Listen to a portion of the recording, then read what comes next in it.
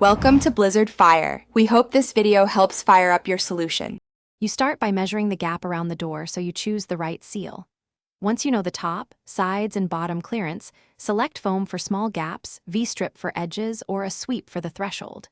You then gather scissors, utility knife, tape measure, screwdriver, and cleaner. Clean the jam with an alcohol wipe and let it dry. This ensures adhesive sticks. Now cut materials roughly 1/2 longer than the door to allow trimming. You place the side and top seals next. For peel and stick foam, align it so the door meets it at a slight compression. Press firmly for at least 30 seconds to bond. If using V-strip, fold on the center line and slide the corner into the jam, trimming the ends flush. For metal or rigid profiles, mark and pre-drill 2 to 3 pilot holes and fasten with screws. Make sure the seal compresses evenly when the door closes.